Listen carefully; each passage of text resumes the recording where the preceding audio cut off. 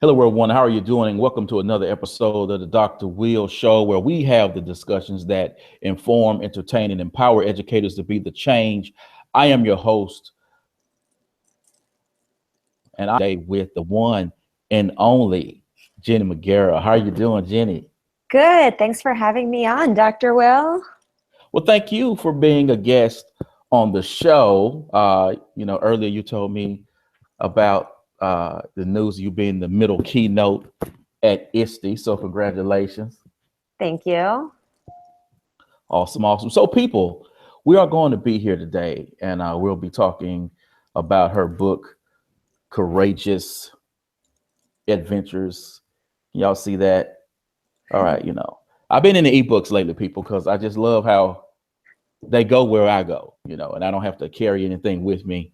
And when you have the Kindle, and the Kindle app, you can still highlight and underline and all those things. So, we're going to talk. The questions come straight out of the book, and I'm going to put, a link on this blog post once, so you can go purchase the book, which I suggest that you do as well. Some great information.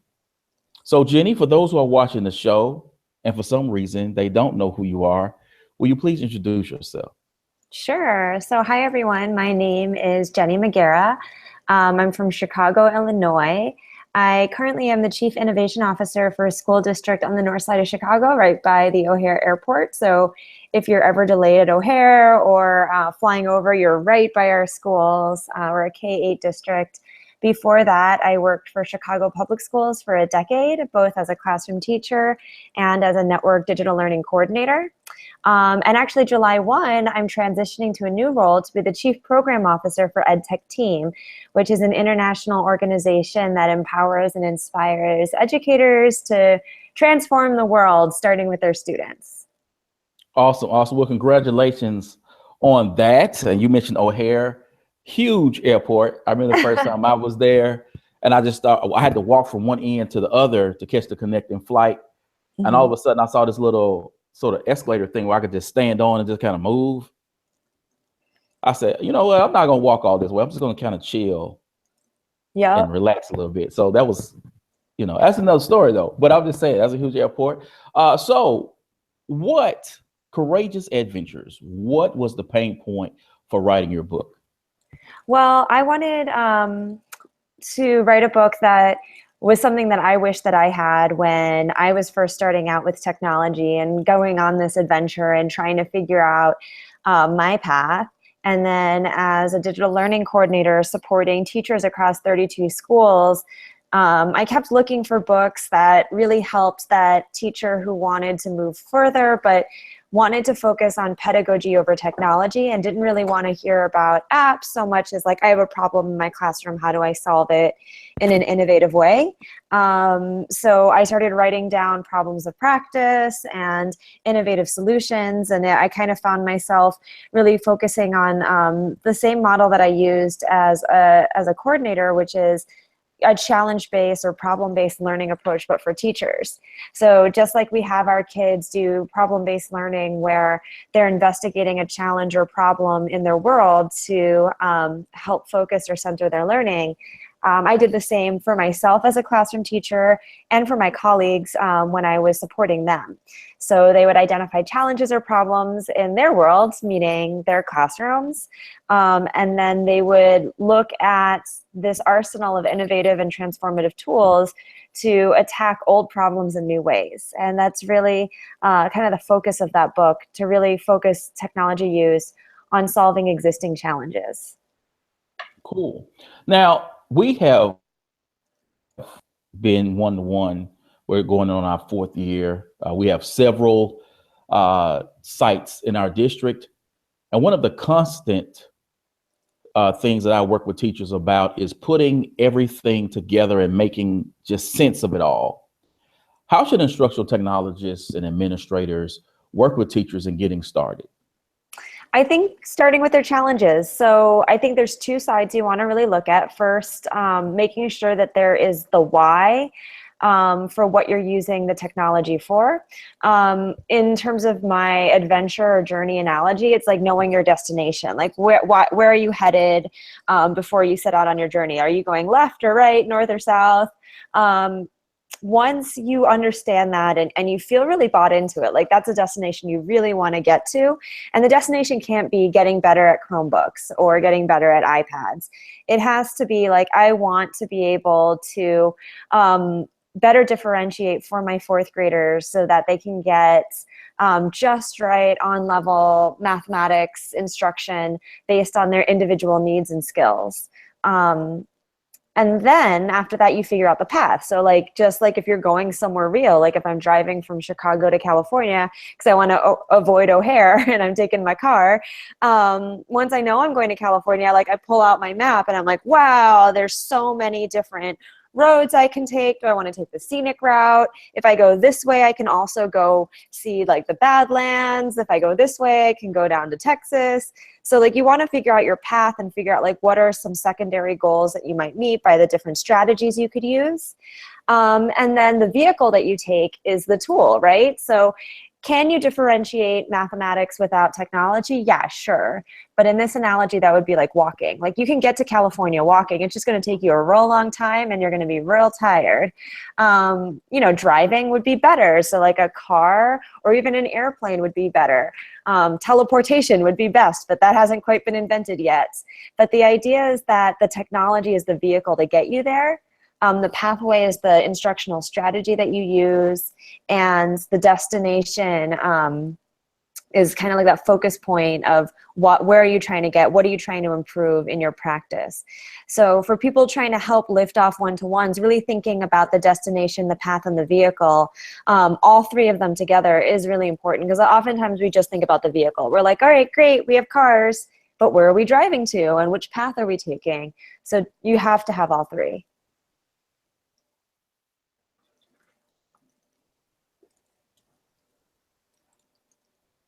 Okay, kind of froze up a bit.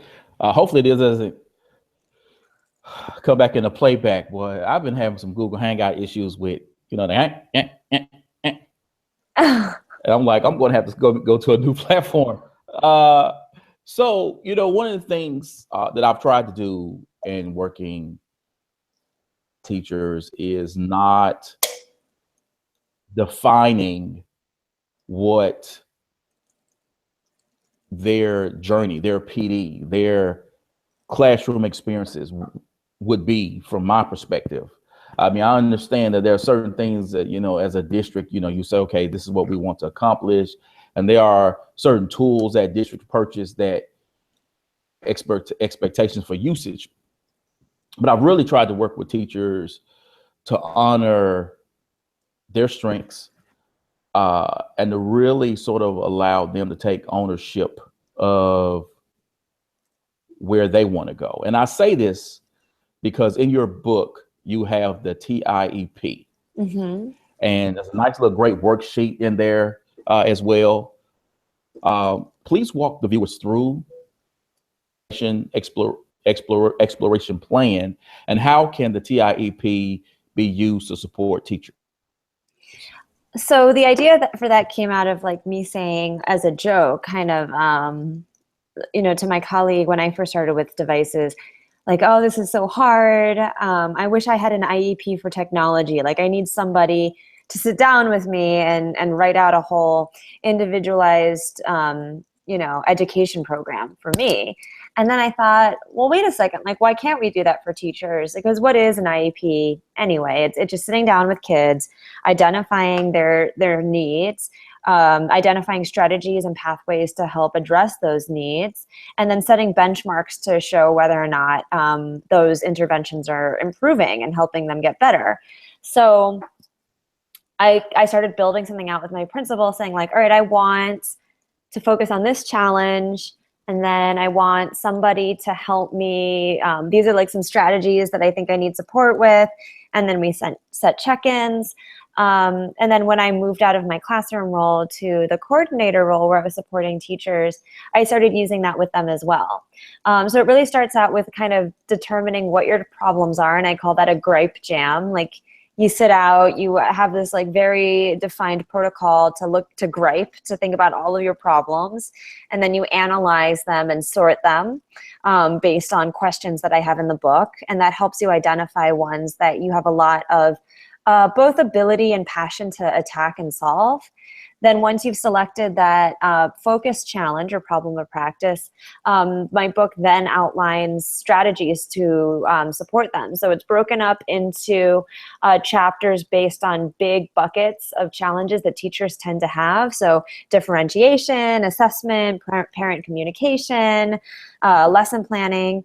And then in those chapters are the most common problems of practice I solve working with teachers across the world, both in my district and supporting teachers in other districts around the globe.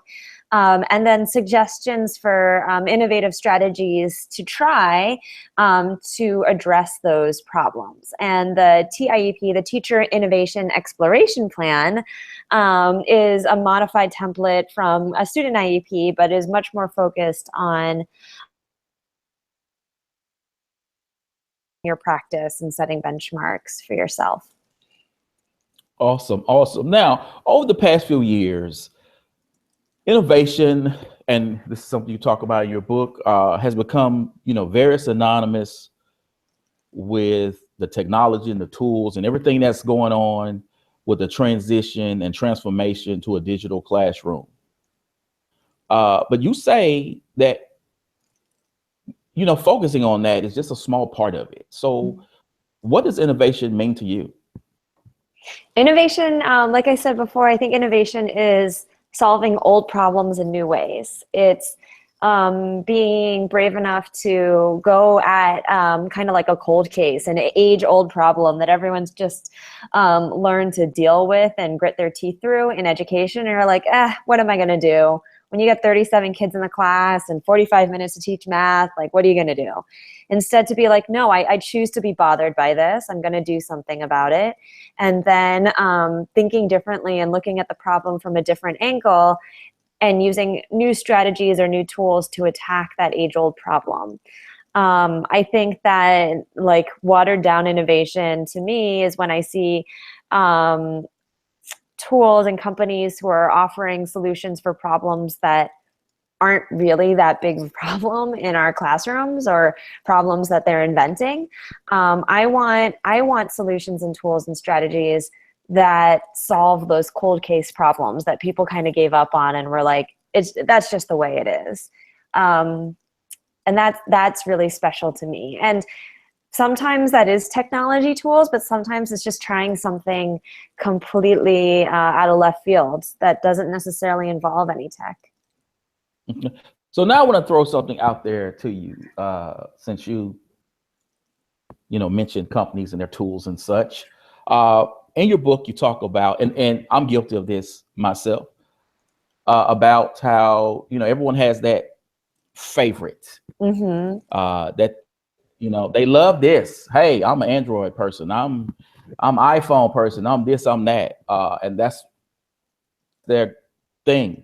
And in your book, you say, hey, you used to be like that too, but you are no longer married to a particular set of tools. How did you get to that point?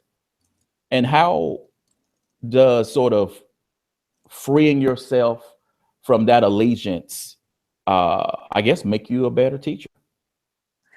At the end of the day, we're serving our students and their best needs. And to do that well, we have to be honest with ourselves that we're going to be really critical consumers and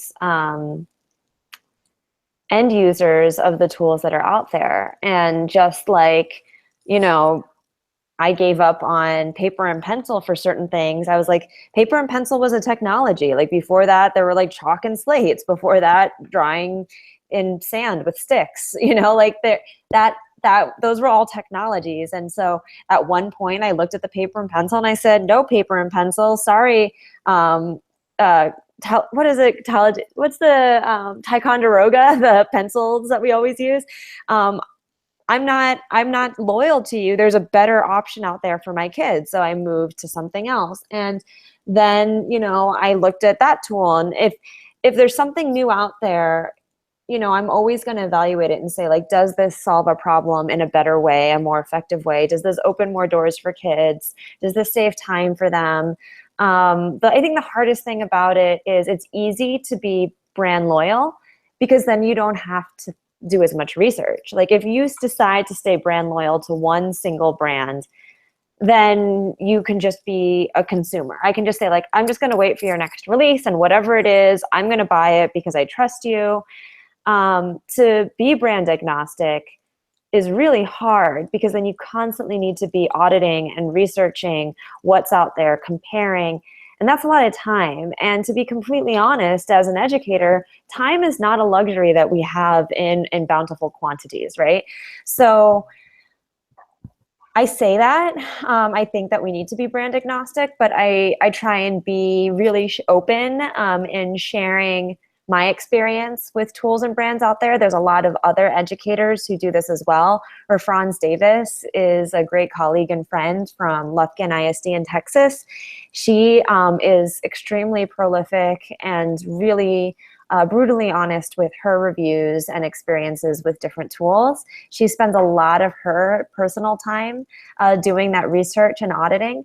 So I think that part of our role for those of us who have the luxury of having some extra time, or just are crazy or passionate enough to like never sleep and stay up all night, to really pay that forward to our colleagues and share those reviews and experiences honestly out in social media for people to see, so that if they don't have the time or even the resources to like put a Chromebook and an iPad next to each other and hold them up to one another, then we can do so and help them make decisions.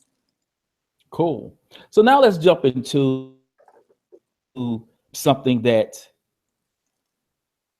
who has worked with teachers in this whole new environment has seen firsthand, and that is teachers still holding on to control. Mm-hmm. Everything is coming by me. I'm going to tell you how to do everything. And really the device at some point, I mean, even in some classrooms, that device, because of that control, becomes just a replacement for a worksheet. How do teachers break free and hand over the control of learning to their students? Yeah, that's what the third section of my book is. So the first section is all about like getting your classroom ready and the mindset preparation, both for yourself, your students, and your colleagues. The second session is that problem solution menu. The third section is about releasing control. I always like to quote the great Queen Elsa of Arendelle to just like let it go. And teachers need to learn to let it go. And that's a lot easier said than done. It's 3 quick syllables, but in actuality, that's terrifying for a lot of us. Because we're like, if we let it go, like what could happen? Our kids could fail, the building could burn down, like who knows? But letting it go doesn't have to mean being in total control on Monday and then letting it go completely on Tuesday. Just like we scaffold for our kids, you can scaffold release of responsibility for yourself as well. So you could say, like, I'm going to start with some student leaders, and for a quarter, I'm going to let a few responsible students who apply for the job take some control in the classroom. And then in quarter 2, I'm going to let groups of students do it. And by quarter 3, I'm giving a lot of classroom responsibility to a big group of the kids. And by quarter 4, we're like completely student led. So that's one part. It's like procedures and rituals, giving that ownership to kids, but then also choice of what we're learning and when we're learning. And again, that could be scaffolded too. So you could say, I'm giving 15 minutes a day, 1 center a day, kids get choice time, and, really help them self-audit their use of that freedom, and then slowly expand that to like all the centers are student driven, then expand it to like the entire period is student driven, to then expand it to like the entire day. And that can really roll based on your classroom climate and culture, your comfort level. But think about it in small chunks, just like you chunk something for your students when they're learning a new concept, you can chunk it for yourself as well. Awesome, awesome. Now, in going with that, there will be teachers who will say, I can't do it. I got behavior problems. I have kids, you know, I'm looking at my data, and I have kids who are on opposite ends of the spectrum. Everything you said was awesome. And I'm sitting up here to myself going, yes, yes, yes. But to those teachers who this will be their response to you, what do you say to them to sort of calm their reservations about actually letting go? I would say that, first of all, if your reservation is fear, like you're bought into it and you think it's the right thing to do, but you're afraid you're going to fail, look at the person who you most respect, who you think has done this successfully, whoever it might be. You know, you might look to George Couros, Eric Sheninger, Franz Davis. Look at whoever is kind of your edu hero, and know that the shiny, happy, polished persona that you see on YouTube and TED Talks, on stage, on their blogs, is one facet of their reality. It's one of their stories.